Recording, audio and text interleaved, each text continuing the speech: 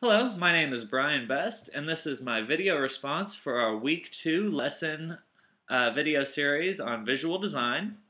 This has been a very good series for me to watch because I'm not much of a visual designer. I've not been I don't do presentations very often, and I don't work in Keynote very often, so making slides and visual aids is somewhat foreign to me. So our first video was tweak your slides, and it states in this video to think like a designer. This is something I've not done much in my life, and it is something I could definitely work on. During this video, you posed the question to us about the areas of successful information design and which we thought were our weakest and strongest points. I would say that my weakest would have to be a toss-up between form and function. As far as form goes, I can find photos that are impactful and go along with my topic, and I can also take photos and edit those to be very useful in my presentations. But I'm not very good at creating the charts and the diagrams and the different things within Keynote, certainly not animations. So I think that part of that area of my information design could be improved greatly. Also with the function, in my informative speech, I did not use a lot of text with my visual aids. I had a lot that were just images. So that could have been a little bit hard for the audience to really process the information. If I would have had some text up there to go along with the image, it would have been much more impactful. So that's something I could work on. I think that my strongest point is actually integrity. I really strive to make sure that everything I say is true and make sure that my sources are credible. It kind of burns me a little bit that I cut off some of my attributions from my informative presentation, but that happens, and it's a learning experience, and it won't happen again.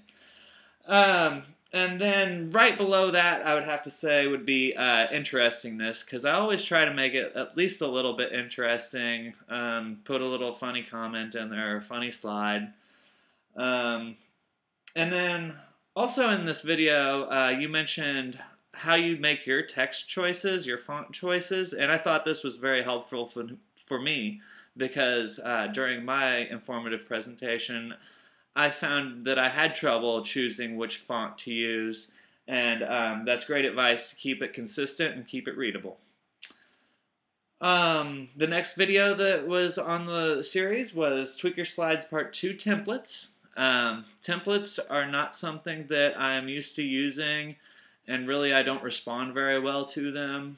From what I've seen so far in this course, templates are pretty low on the totem pole of importance. It seems like the really great presentations use the picture superiority effect rather than using templates. Templates kind of are bland. They get old pretty fast. I suppose they do have their purposes. If you have charts or maybe a lot of text, templates would be a good way to go. Possibly, I could see this being very good for the classroom type of setting. Part 3 was the signal to noise, and this is where the picture superiority effect is discussed, and that's something that I really caught on to. It's something that it impacts me when I see it, so I feel that I understand this concept. It's something I could definitely do better. Like I said, I didn't have a lot of text with my images, so it's something I could work on, but I really enjoy using that aspect. And then part 4, we had making visuals primary. This was a good video because it taught us about Comfite and Flickr and how to find things within the Creative Commons, which actually I've found previously before this class it kind of difficult to find Creative Commons only works in Flickr. Sometimes it kind of gets jumbled together. Another thing that actually wasn't mentioned in these videos, but I had some experience with, was you really have to make sure what these images are licensed to be used for. I would check some of mine And if I wanted to use an image and then wanted to add text, but it wasn't licensed to be remixed, then I wasn't able to use that image. And then, of course, the 1024 by 768, I know that number now. I found some images that were just slightly smaller. If it was like 1000 by 700, it seemed like you could stretch that out without getting hurt too bad, but really going any more than that, it would become pixelated. Part 5 was about the rule of thirds. This is something that I definitely grasp, but I could understand a little bit more clearly. I understand that everything that connects, that cross that goes through the middle of your slide is where the most important points need to be, and then the 4 corners are really where least important information needs to go. It's definitely something that I could learn more about. Part 6 was discussing white space, and this is not something I've really thought too much about, but I do know that when I see a slide that is too busy, it's really hard to process all the information, so that's definitely something that I'm going to be incorporating into my future presentations. Animation with a purpose. This one, like I said, I don't know how to use animation very well, so I don't think that I overuse it.